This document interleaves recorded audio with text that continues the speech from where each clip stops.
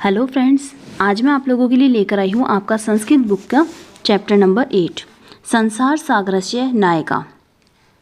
इस चैप्टर में आप देखिए, प्रस्तुत पाठ अनुपम मिश्र की कृति आज भी खरे हैं तालाब के संसार सागर के नायक नामक अध्याय से लिया गया है। इसमें विलुप्त होते जा रहे पारंपरिक ज्ञान, कौशल एवं शिल्प के धनी गजधर के संबंध में चर्चा की गई है। पानी के लिए मानव निर्मित तालाब, बावड़ी जैसे निर्माणों को लेखक ने यहाँ संसार सागर के रूप में चित्रित किया है।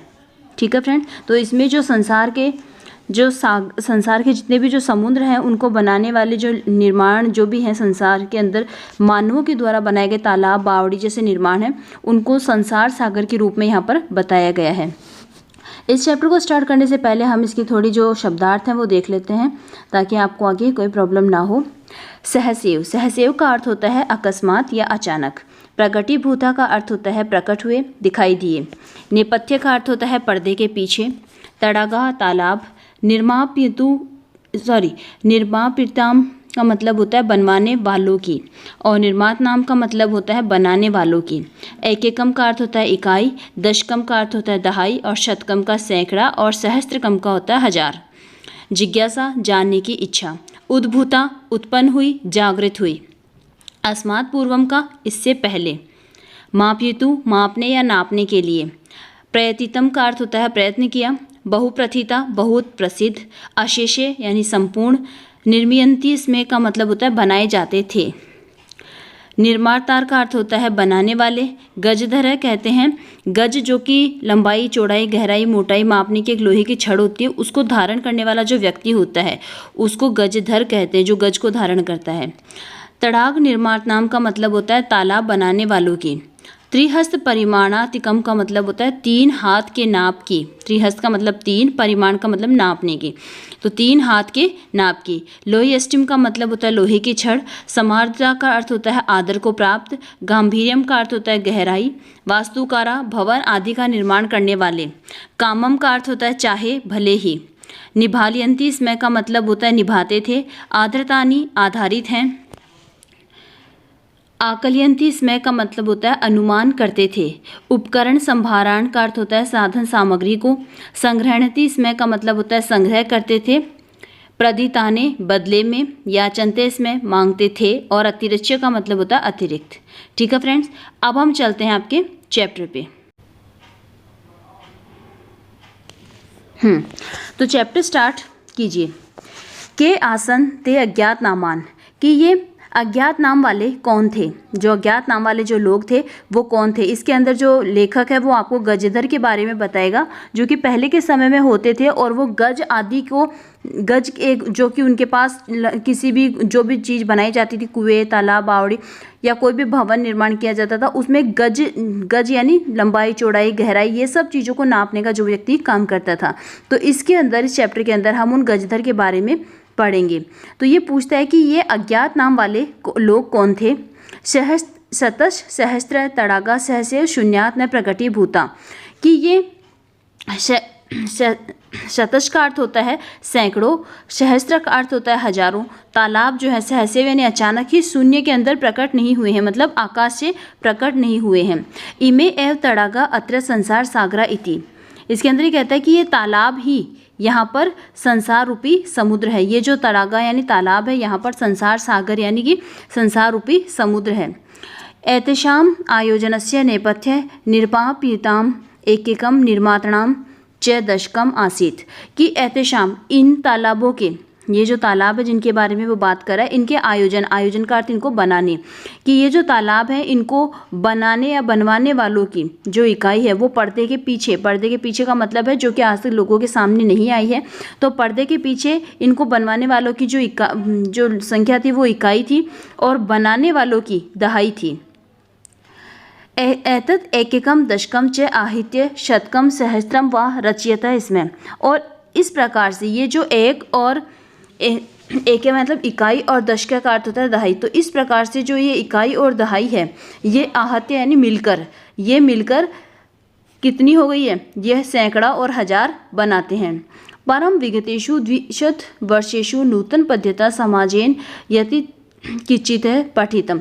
परंतु, परम का अर्थ होता है परंतु, विगत 200 वर्षों से, द्विशत वर्षेषु का अर्थ होता है 200 वर्षों से, नवीन पद्धति से समाज ने जो कुछ भी पढ़ा है, समाज में जो कुछ भी पढ़ा गया है, पठितेन तेन समाजेन एकैकम दशकम सहस्त्रकच इत्येतानि शून्य एव परिवर्तितानि। तो इसके अंदर परंतु ये कहता है कि परंतु उस पढ़े हुए समाज ने, जो पढ़ा हुआ जो समाज था, उसमें इकाई दहाई सैकड़ा, ये जो इकाई दहाई सैकड़ा था, इनको बदल दिया था। इत्येतानि यानी इन सबको बदल दिया था। शून्य, शून्य अर्थात जीरो के अंदर इन सबको परिवर्तित कर दिया था, बदल दिया था। अस्य नूतन समाजस्य मनसि इयमपि जिज्ञासा नैव उद्भूता यत् अस्मात् पूर्वम् एतावत् तडागानां के रचयन्ति इसमें।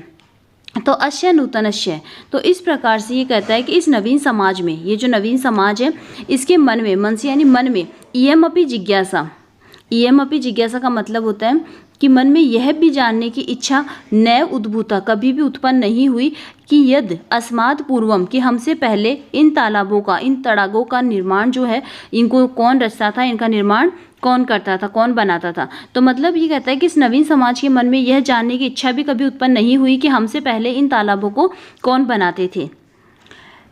एतादृशानि कार्याणि कर्तुं ज्ञानस्य यो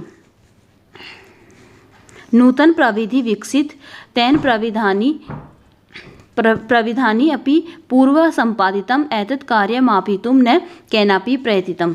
तो इसके अंदर ये कहता है कि इस प्रकार से उस विधि से संपादित जो कार्य जो पहले संपादित होते थे, उस विधि से इस कार्य को मापने का किसी ने भी कोई प्रयत्न नहीं किया, किसी के द्वारा भी कोई प्रयत्न नहीं किया गया।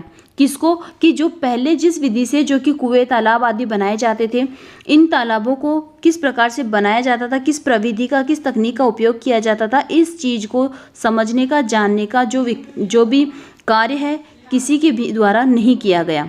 अद्य ये अज्ञात नामान वर्तन्ते। तो ये कहता है कि ये अज्ञात नाम वाले हैं। कौन है? आज ये जो अज्ञात नाम वाले हैं, पुरा ते बहुप्रथिता आसन, पहले बहुत प्रसिद्ध थे। बहुप्रथिता का मतलब बहुत प्रसिद्ध थे। अशेषे ही देशे तड़ागा निर्मीयन्ति इसमें। और ये आगे कहता है कि और ये ही संपूर्ण देश में, अशेषे का मतलब संपूर्ण, संपूर्ण देश में ये ही लोग जो हैं तालाबों का निर्माण करते थे। निर्मितारोपि अशेषे देशे निवसन्ति इसमें। और फिर ये आगे कहता है कि ये जो निर्माण करने वाले, जो निर्मातारोपी हैं, मतलब ये जो निर्माण करने वाले हैं, ये संपूर्ण देश में, अशेषे देशे का मतलब होता है संपूर्ण देश में, निवसन्ति इसमें यानी रहते थे। कि ये जो तालाब जो कि बनाया करते थे पहले के समय में, ये काफ़ी प्रसिद्ध होते थे। और ये तालाब बनाने वाले लोग जो थे, वो संपूर्ण देश में हर जगह पर रहते थे। गजधर इति सुंदर शब्द है तड़ागा निर्माताम सादरम स्मरणार्थम। गजधर इति सुंदर शब्द है तड़ाग निर्मातणाम सादरम स्मरणार्थम। तो ये कहता है कि गजधर नाम का जो शब्द है, तो इस गजधर नाम का एक सुंदर शब्द है। इस शब्द का प्रयोग कब किया जाता है? ये एक ऐसा सुंदर शब्द है जो कि तालाब निर्माण करने वालों का, तड़ागा निर्मात नाम का मतलब होता है तालाब निर्माण करने वालों का जो आदरपूर्वक या सादरम का अर्थ होता है आदरपूर्वक या सम्मानपूर्वक स्मरण रखने के लिए, स्मरण करने के लिए गजधर जो शब्द है वो बहुत ही सुंदर शब्द है। राजस्थान से केषुचिद भागेषु शब्दों एवं अद्यापि प्रचलित। राजस्थान के केषुचिद का अर्थ होता है कुछ भागों में, कुछ भागों में यह शब्द आज भी प्रचलित है। अब ये आगे कहता है कै गजधर है, कौन गजधर, यानी कि गजधर कौन है, गजधर कौन कहलाता है। तो गजधर जो इसकी बात बताता है, ये हमें आगे इसकी परिभाषा बताता है कि यह गज परिमाण है धारयंती स गजधर, कि जो गज परिणाम को धारण करता है। गज परिणाम को किसको कहते हैं? गज परिमाण कहते हैं कि जो लंबाई, चौड़ाई, गहराई, मोटाई आदि नापने की जो लोहे की छड़ होती है, उसको गज परिमाण कहते हैं। तो जो गज परिमाण को धारण करता है उसको गजधर कहते हैं, वो गजधर कहलाता है। गज परिमाणम एवं मापन कार्य उपयुज्यते। गज परिमाणम, तो गज माप का जो कार्य होता है, उस गज माप के कार्य को मापने का जो भी कार्य है, उसके लिए गजधर को ही उपयोग में किया जाता था, उपयोग में लिया जाता था। समाजे त्रिहस्ते परिमाणातिकी लोहयष्टिम हस्ते गृहीत्वा चलन्ते गजधरा इदानी शिल्पी रूपेण नैव समादृता सन्ति।